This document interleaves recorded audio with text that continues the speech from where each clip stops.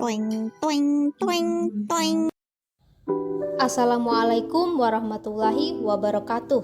Halo semuanya, selamat datang di video presentasi perkembangan peserta didik oleh grup 4. Sebelumnya, perkenalkan anggota kelompok kami.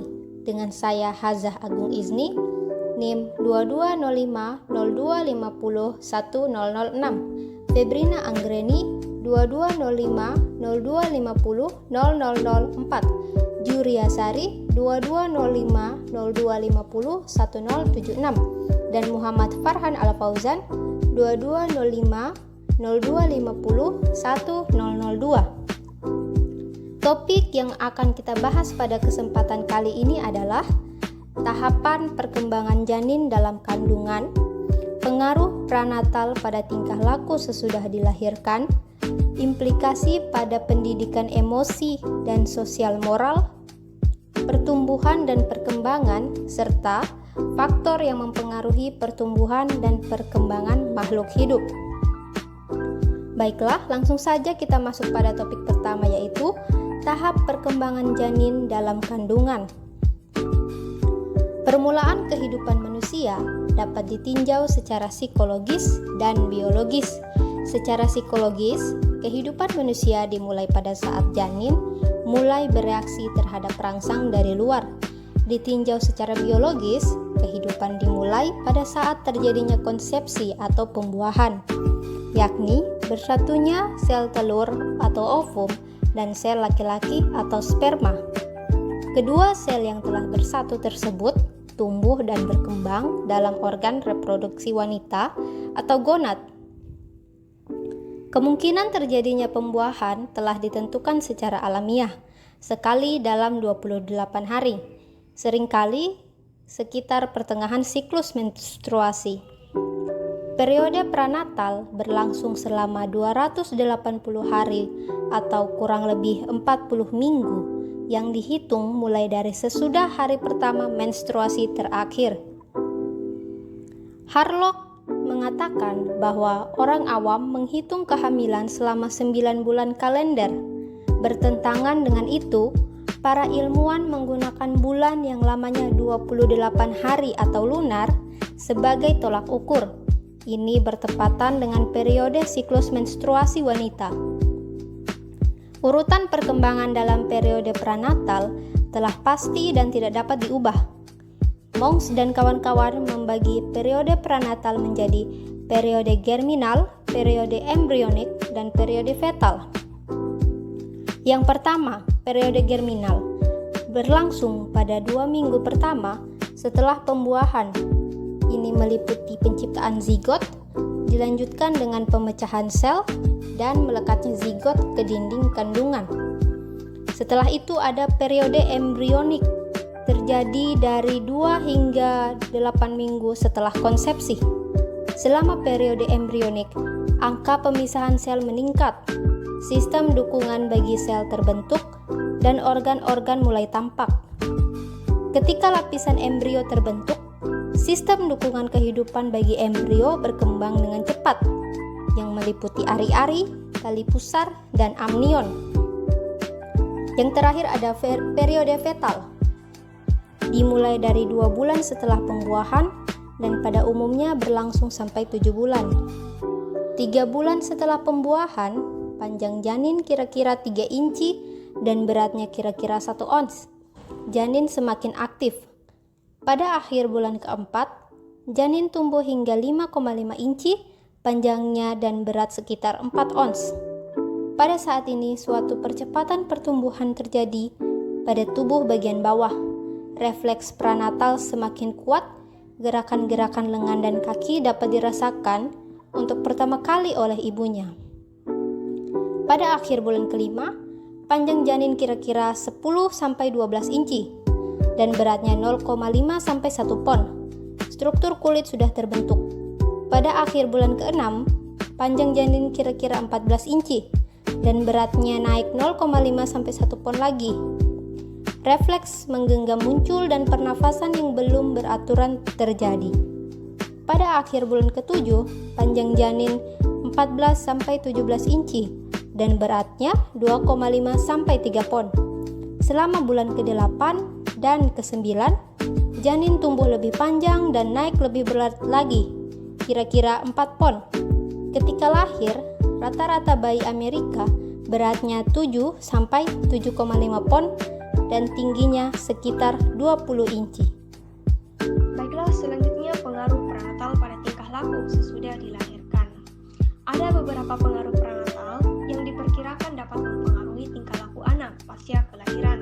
Beberapa faktor tersebut meliputi faktor lingkungan dan faktor sikap ibu. Nah, faktor yang pertama, faktor lingkungan. Pada faktor lingkungan ini terbagi menjadi 3 faktor lagi, teman-teman. Yang pertama ialah faktor ekstern, yang dimana diperkirakan mempengaruhi tingkah laku postnatal antara lain. Yang pertama, sinar ronsen.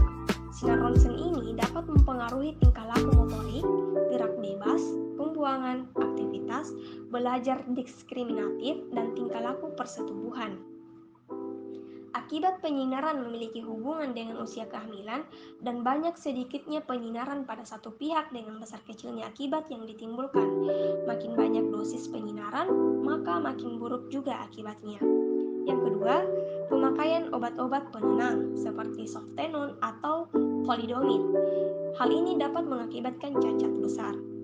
Penelitian antara tahun 1959 sampai 1962 menemukan bahwa cacat yang disebabkan thalidomid terjadi antara hari yang ke-34 dan yang ke-50. Jadi antara minggu ke-5 dan ke-7 usia kehamilan. Usaha-usaha pengguguran kandungan dengan menggunakan obat-obatan yang lain pada usia kehamilan awal dapat menyebabkan gangguan-gangguan perkembangan, teman-teman. Bagian yang kedua, ketegangan emosional. Hal ini dapat berpengaruh pada kenaikan aktivitas yang sangat menyolok pada fetus. Penelitian yang pernah dilakukan membuktikan bahwa wanita dengan susunan syaraf otonom yang labil mempunyai fetus yang paling aktif. Fetus yang aktif pada waktu dilahirkan memiliki berat badan yang kurang serta menunjukkan masalah-masalah makan. Menurut penelitian Stott 1958 dalam Mons 1992 menemukan bahwa kegoncangan psikis dalam 2 bulan pertama dapat menyebabkan gangguan sentral, misalnya mongolismus atau Down syndrome. Bila ketegangan psikis terjadi pada usia fetal, maka dapat terjadi sindrom nafsu terhambat, yakni sedikit aktivitas, sedikit spontanitas, pada umumnya terjadi suatu tingkah laku apatis. Nah, yang ketiga, takhayul di Indonesia. Ini menjadi masalah, terutama mengenai pengaruh tingkah laku orang tua terhadap bayi yang akan dilahirkan. Ada anggapan bahwa sewaktu ibu sedang hamil, suaminya membunuh seekor ular, maka anak yang dilahirkan kulitnya bersisik seperti ular. Selain itu, ibu hamil sering ngidam, misalnya menginginkan makanan yang aneh-aneh, buah-buahan masam, bau-bauan tertentu, mual-mual bila membau keringat atau rokok suami. Hal itu dapat diterangkan bahwa dalam diri ibu adanya pengaruh keadaan hormonal terhadap psikis ibu. Nah, faktor yang kedua, sikap ibu. Ada anggapan bahwa sikap menolak dari pihak ibu terhadap janin dalam kandungan akan diteruskan sesudah anak dilahirkan.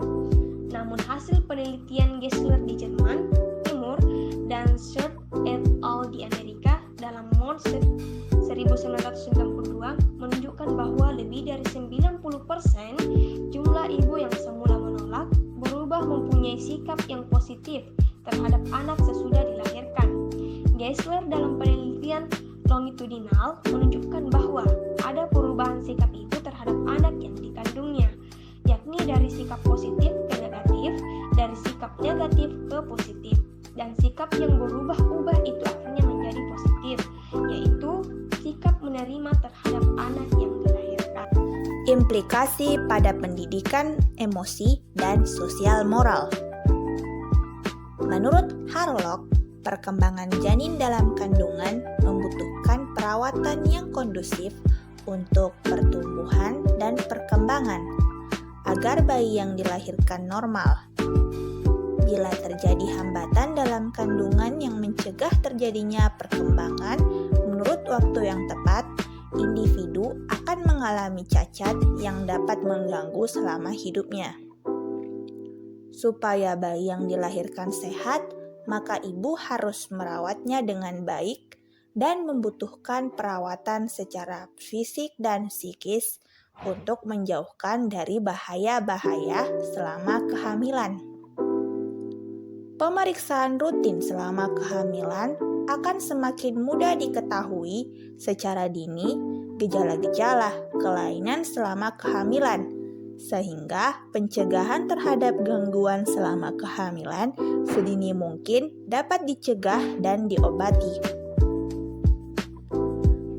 Perkembangan moral ditandai dengan kemampuan anak untuk memahami aturan, norma, dan etika yang berlaku di masyarakat.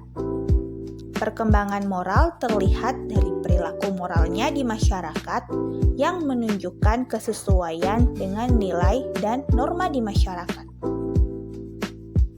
Beberapa aspek dari perkembangan moral anak usia 4 sampai dengan 8 tahun mencakup konsep anak tentang persahabatannya dan kewajiban-kewajiban tertentu dari persahabatan, keadilan dan kejujuran, kepatuhan, otoritas, serta hukum-hukum sosial dan adat.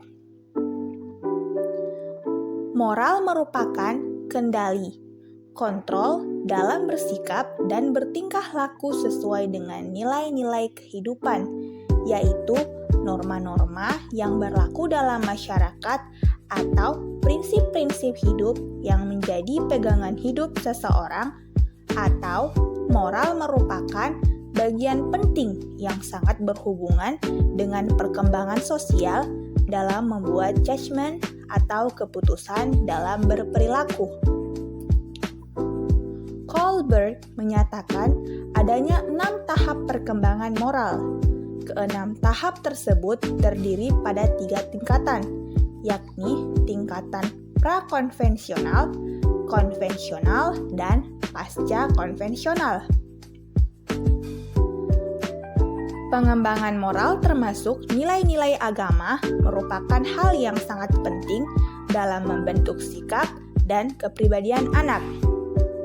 Mengenalkan anak pada nilai-nilai agama dan memberikan pengarahan terhadap anak tentang hal-hal yang terpuji dan tercela. Selanjutnya, pertumbuhan dan perkembangan.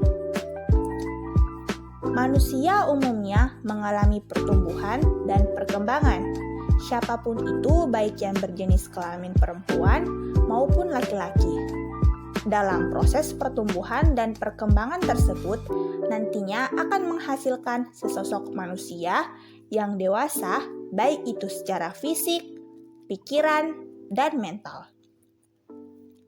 Pertumbuhan atau growth cenderung lebih bersifat kuantitatif dan berkaitan dengan aspek fisik. Pertumbuhan merupakan proses bertambahnya jumlah dan ukuran sel dalam tubuh. Pada saat kita mengalami pertumbuhan, maka sel di dalam tubuh semakin bertambah banyak. Jaringan dan organ tubuh juga semakin besar atau meningkat. Perkembangan atau development cenderung lebih bersifat kualitatif, berkaitan dengan pematangan fungsi organ individu. Proses pematangan dari sel-sel tubuh menuju kedewasaan disebut dengan perkembangan. Dimulai dari kematangan fisik, perubahan kecakapan, emosi, dan pikiran menuju kedewasaan. Faktor-faktor yang mempengaruhi pertumbuhan dan perkembangan makhluk individu. Di dalam pertumbuhan dan perkembangan manusia, terdapat juga faktor-faktor yang mempengaruhi keduanya, antara lain sebagai berikut. 1. Faktor genetik atau keturunan. Seorang anak, baik laki-laki maupun perempuan, akan mewarisi genetik dari orang tuanya, misal bentuk dan warna rambut, warna mata, bentuk tubuh, warna kulit, dan lain sebagainya. 2. Faktor hormon. Di dalam tubuh manusia mempunyai beragam hormon yang dihasilkan oleh kelenjar tubuh dan masing-masing mempunyai fungsi sendiri.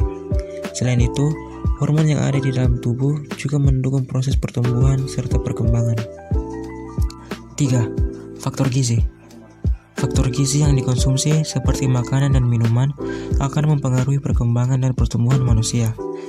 Pada saat masa-masa pertumbuhan, tubuh kita akan memerlukan banyak protein. Makanan dan minuman yang dikonsumsi juga akan membantu tubuh memproduksi energi terbentuknya sel-sel tubuh. Aktivitas sehari-hari yang kita lakukan juga turut berpengaruh pada pertumbuhan dan perkembangan manusia.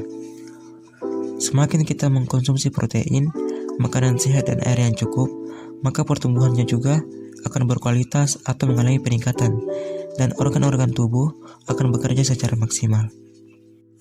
Dengan kita rajin berolahraga dan menjaga kebugaran tubuh akan mendukung pertumbuhan yang kita lakukan dengan maksimal. Tidak hanya olahraga, tetapi kita juga harus sering mengasah otak, misalnya dengan kegiatan membaca, menggambar, dan bermain musik untuk mendukung perkembangan otak. 4. Faktor lingkungan. Peran lingkungan dalam pertumbuhan dan perkembangan manusia akan memberi dampak positif seperti cara mengatur emosi saat bersosialisasi, adanya dukungan kemajuan teknologi, rumah tangga, serta perekonomian. 5. Olahraga atau kesehatan. Olahraga menjadi salah satu faktor penting dalam pertumbuhan dan perkembangan manusia. Kekuatan otot dan tulang saat berolahraga akan tumbuh dengan baik, serta sistem imun dalam tubuh dapat terhindar dari penyakit. 6. Faktor pendidikan. Untuk menunjang perkembangan manusia, peran pendidikan sangat penting. Pendidikan akan memberi efek positif bagi emosional, intelektual, kesehatan mental, dan aktivitas sosial lainnya. Selain itu, pendidikan juga menjadi wadah untuk membimbing proses kedewasaan. Baik, itulah presentasi dari kelompok kami. Terima kasih atas perhatiannya, dan jika ada pertanyaan, silahkan kirimkan di grup chat. Sekian, wassalamualaikum warahmatullahi wabarakatuh. Toing, toing, toing.